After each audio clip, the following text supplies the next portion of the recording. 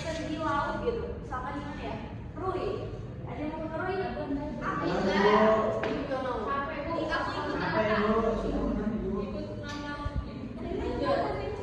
misalkan kita mau kerui, udah semuanya udah di prepare, saya udah dibayar DP-nya gitu ya. Ternyata qadarullah saat udah tinggal berangkat, ada hambatan yang sama sekali tidak bisa kita berangkat ke sana. Itu pasti rasa kecewa, rasa sedih itu pasti ada nggak? Ada yang kemarin apa namanya? Apa kemarin tuh? Kita sudah membayangkan Bali itu gimana ya? Gitu kan? Angin Bali itu gimana? Masih ternyata nggak jadi kan? Itu rasa sedih, rasa ini tercampur aduk kan? Terus itu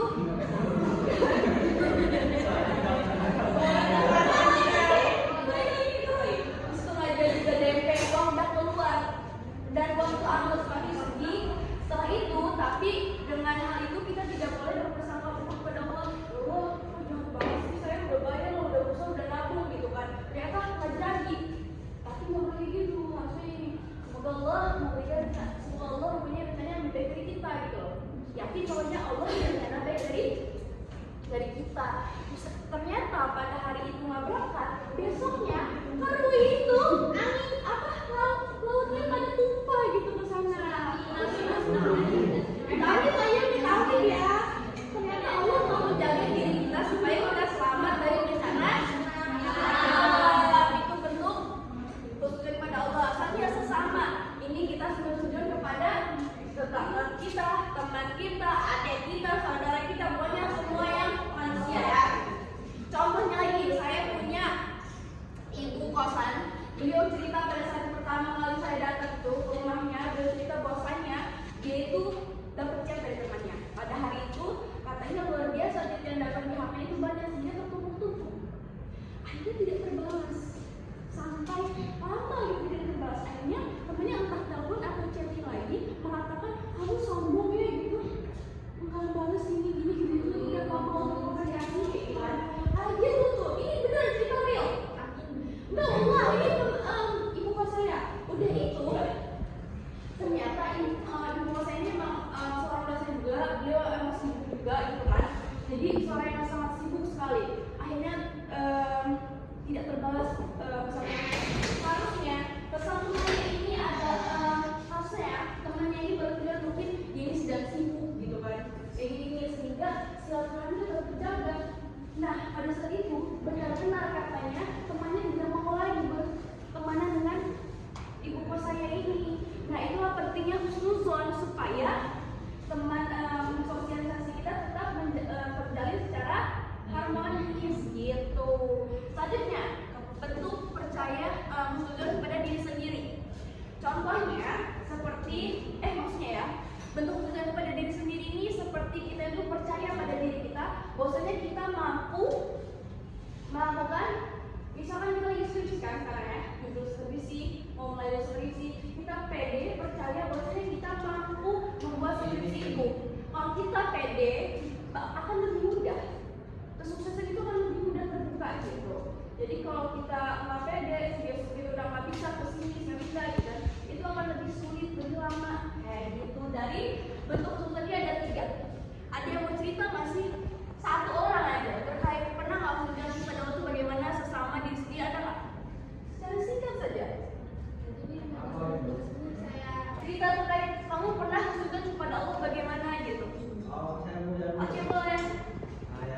Kayak diceritain ibu tadi, saya pernah perjalanan ke Arab Saudi itu dari Palembang ya Bu ya. Oke. Di saat perjalanan itu salah satu dari rekan kami itu ada yang jatuh gitu, jatuh nggak ada cerita, jatuh ini jatuh dari motor karena saat itu kan daerah Arab Saudi itu hujan. Nah itu, dan ternyata setelah jatuh itu kan kita istirahat sejenak untuk karena jatuh tadi kan. Nah ternyata nggak pusing, ternyata setelah kita jatuh tadi menuju ke arah 5 itu ada sebuah pohon tumbang gitu, pohon tumbang gede yang menghalangi jalan, jadi kita tidak bisa menerobos jalan itu. Mungkin saya ambil hikmahnya kejadian. Cuma awal itu mungkin buat saya jatuh di sini mungkin karena ini kita terhindar dari musibah yang lebih besar gitu. Wah, ya benar. Masya Allah. Iya. Lanjut kita ke raja ya. Raja tadi adalah harap, mengharapkan. Raja itu berasal dari kata raja, yarju, artinya berharap dan mengharap dan pengharapan. Jadi raja ini harus sikap optimis untuk mendapatkan atau mengharapkan ridha Allah, rahmat Allah, dan juga pertolongan Allah. Nah, menurut Imam Al-Ghazali, harapan tanpa usaha hanyalah omong kosong. Artinya apa coba? Ada yang tahu nggak? Harapan tanpa usaha hanyalah angan kosong. Artinya kalau berharap doang tapi nggak berusaha ya. Iya, betul sekali Cynthia. Jadi raja berharap itu harus disertai dengan ikhtiar, tawakal, doa, dan juga tawakal. Iya, doa dan tawakal. Ya, doa dan tawakal. Lanjut, ciri-ciri dari raja sendiri itu ada optimis dan dinamis.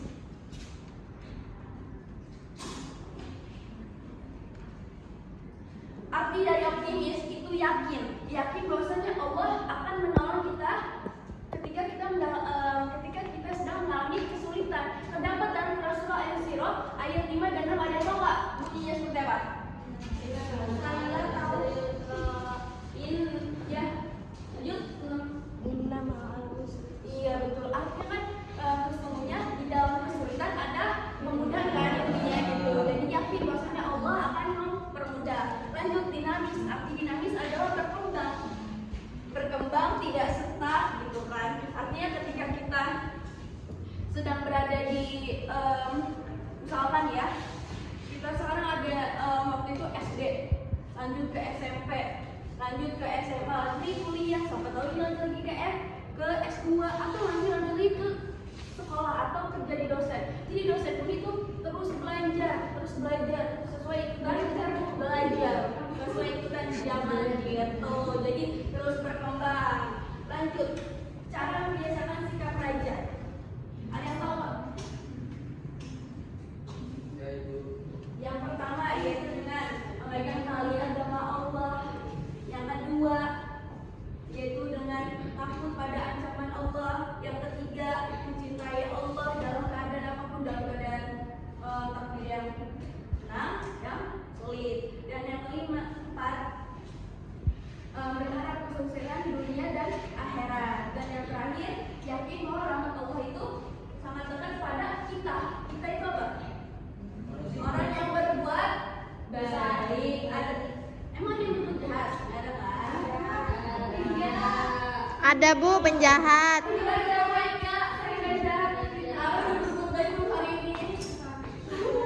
Udah Bu. Bantu mama nyuci piring ya.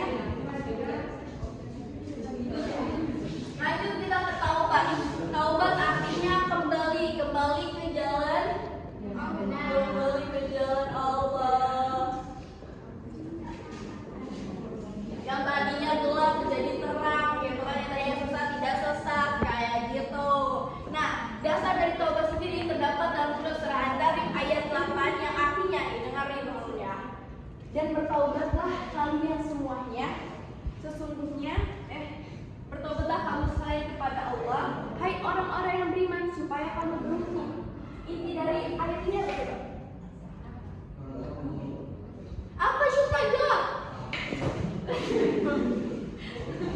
Jadi intinya kita disuruh taubat supaya kita menjadi orang yang beruntung. Lanjut pada Quran surah Al-Zumar ayat 53. Di sini Allah sangat lembut sekali. Tidak, hai orang-orang yang melampaui batas, hai orang yang berdosa, tidak. Tapi Allah kayak gini deh. Wahai hamba-hambaku yang melampaui batas, kan? Janganlah berputus asa. Kalau kita udah ini dosa banget itu, gimana tuh kotor banget jijik ya. Tapi kata Allah, wahai hamba-hambaku yang melampaui batas, katanya. Janganlah berputus asa atas rahmat Allah. Sungguh atas rahmat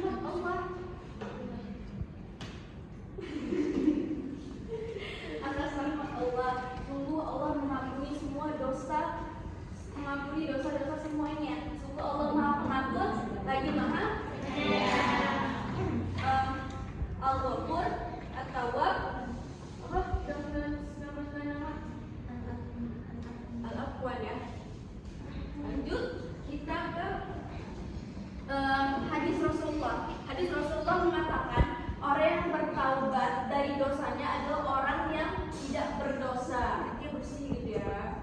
Bisa dipahami? Bisa. Lanjut nih, saya mau nanya ya. Mengapa kita harus bertaubat? Syukran.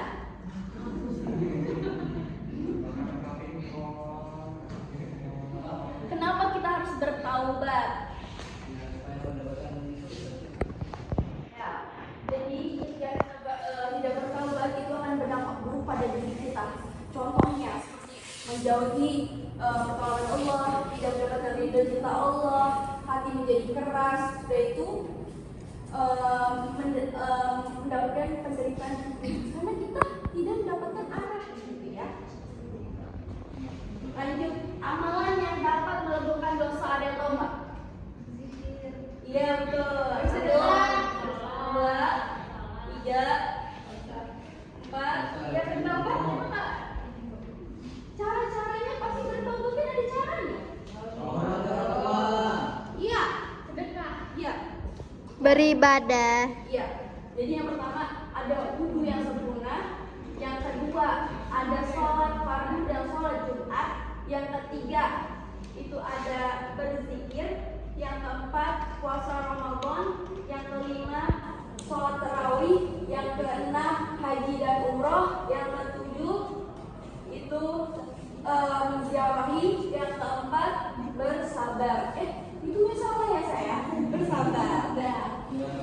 Dari ketiga ini dapat disimpulkan bahwasanya kita disuruh untuk berprasangka baik supaya menjalin hubungan sosial yang harmonis. Raja artinya kita harus berharap pada Allah supaya diri kita selalu optimis, ya kan? Selalu yakin. Taubat artinya kita di sini suruh taubat agar menjadi orang yang beruntung. Mungkin ini saja materi yang akan saya kasih. Cuma saya memiliki studi kasus yang untuk kalian kerjakan. Saya akan membagi 3 kelompok saja secara cepat. Ini 1, 2, 3. Oke. Yang kita tusuk. Mbak. 1 ya. Nih. 2 belakang. Lihat siapa yang 3.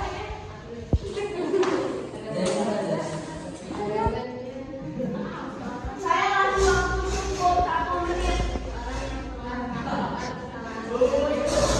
Saya cukup kasih waktu 1 menit. Sekarang 3 sudah presentasi cukup melaksanakan satu-satu.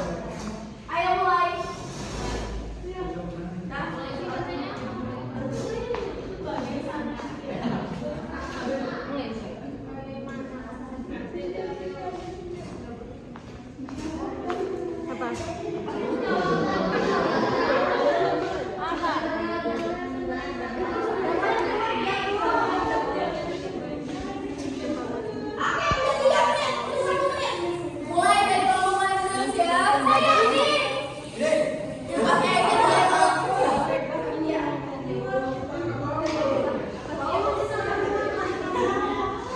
Oke, baca dulu soalnya ya.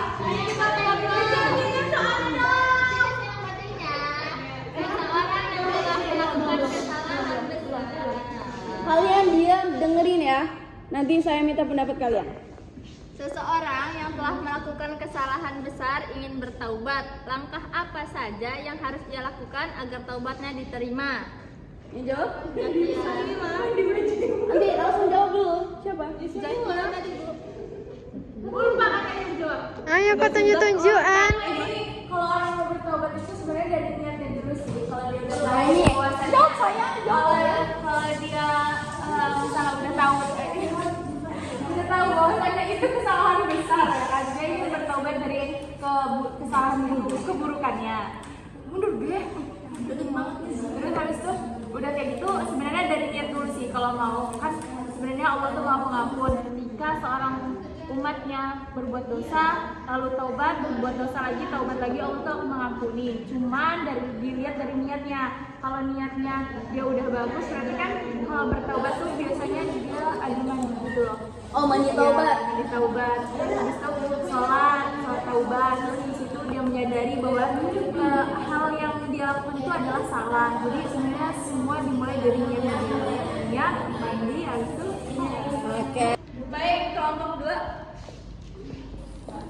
seorang mengalami kegagalan dan mulai kehilangan harapan. Bagaimana konsep raja bisa membantunya? Kan ini kan kegagalan dan dia itu kehilangan harapan kan? Kalau kita berusaha terus gagal, kita tuh gak boleh langsung menyerah. Mungkin Allah itu sengaja gagalin harapan kita supaya harapan kita itu tidak menggagalkan hidup kita gitu.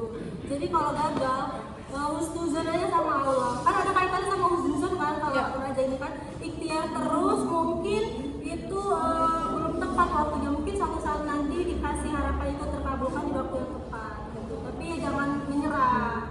Baik, intinya jangan menyerah. Iya. Berharap husnuzon kepada Allah. Kenapa kalian mundur? Harusnya kalian berdiskusi. Dingin bu, nasinya ini bu. Sekarang ya, Bia? Ya. Seorang siswa pernah berprasangka buruk kepada temannya karena mendengar kabar dari orang lain. Apa yang seharusnya ia lakukan? Nah, jadi jawabannya adalah gini Bu, kan itu ada siswa yang berprasangka buruk sama temennya karena mendengar kabar, yang mana kabar itu belum tentu benar. Valid, iya valid benar. Nah, abis itu makanya kita harus berprasangka baik, harus husnuzon dulu, jangan langsung suuzon sama orang lain. Baik, bagus. Dari 3 jawaban ini, jawabannya cukup bagus, detail dan memuaskan. Baik,